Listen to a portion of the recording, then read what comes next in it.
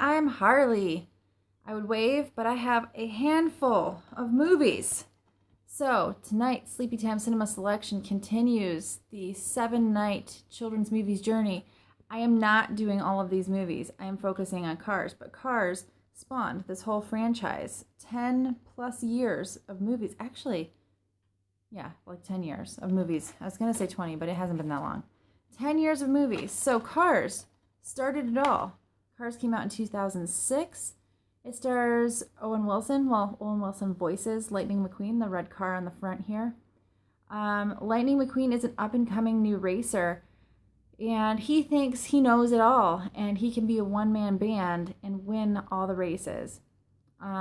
He ties. He comes in as a tie in the very beginning of the movie, and on his travels to his next race and his rush to get there, he pushes his driver to drive all night, which leads his driver to fall asleep, and it leads Lightning to end up stranded in the middle of nowhere, which happens to be Radiator Springs. Radiator Springs is a very, very small town.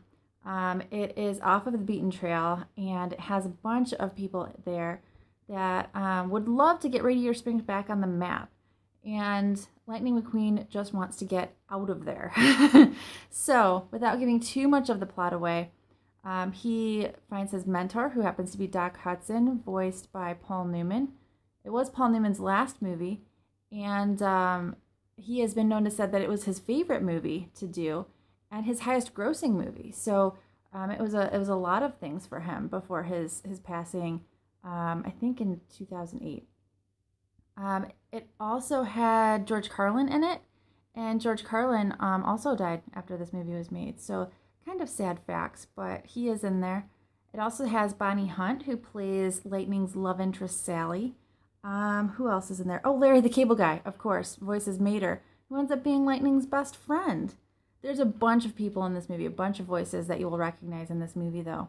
So hit up IMDb if you want to know more about them. In this movie, Lightning learns that he cannot do it all alone, that he has to have a team, that it's okay to rely on your friends and to ask for help. And it has a lot of good points in it. There's a lot of really funny things. There's a lot of watching Lightning make an ass of himself, which I personally find hilarious. So, and then Guido and, what's his little friend? Luigi. They are probably two of my favorite characters because they are just so on point through all of the movie. Like, telling it like it is with cute little Italian accents. Who doesn't love that? All right, moving on to fun facts, because I looked up stuff for you for this. Because it was Paul Newman's most highest grossing movie, I wanted to know how much it made. So, opening weekend, $60 million. This movie made bank. And it, like I said, spawned this huge franchise of movies that have continued to make money. So it is said to have made hand over fist the amount of money. It's estimated to have cost about $120 million to make, and it has surpassed that by leaps and bounds. So they have definitely recouped their losses.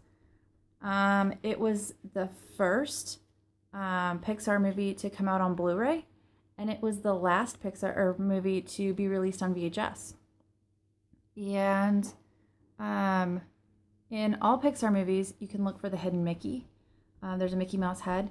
And this particular one, it's there's a rotating sign for the gas station, I believe, and it's hidden on there, so you can look for that. I don't know where exactly it is in the movie. I want to say it's like maybe 30 or 40 minutes in. I've only seen this movie probably a good 700 times, and I'm not exaggerating. When my oldest son was 2 years old, he literally watched it every single day, 365 days a year. And most days, he watched it twice, which means that I watched it twice.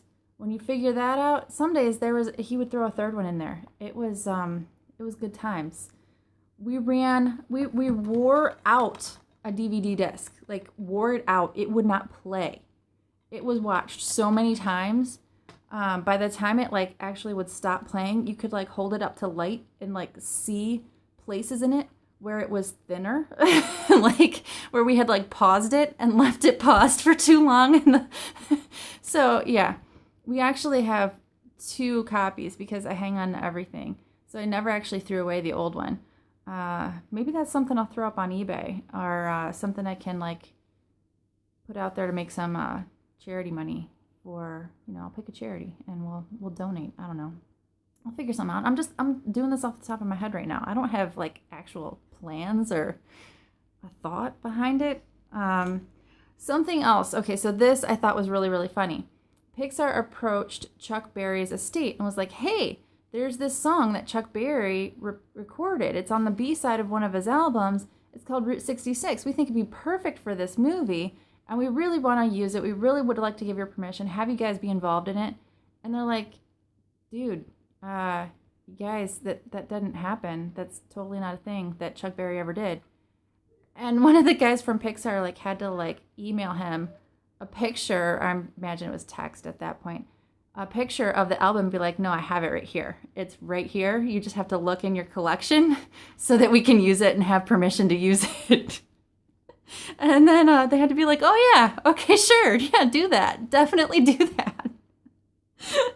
So some Pixar Chuck Berry fan out there made him be possible in this movie and probably made the Chuck Berry estate a shit ton of money. I mean, let's be honest, with as much money and like times as this movie has been shown across the world, it's been recorded in 4 different languages. It's been released, I think, in 7, if I remember it. I didn't write this down, but I think I read 7 different like version like things for different countries. However they do that, I don't know the intricacies of that, but it's a super popular movie. If you've never watched it, I mean, take an hour and a half, go sit down, be hip to all the lingo, know what the kids are talking about right now, because Cars 3 is out in theaters right this minute. And if you have children or if you have some little niece or nephew, you can impress the hell out of them by knowing what the fuck they're talking about. So go do that. Sorry, my mouth. Yeah, I'm tired. It slips out. I curse like a sailor, but I enunciate well. I'll talk to you guys later. Bye.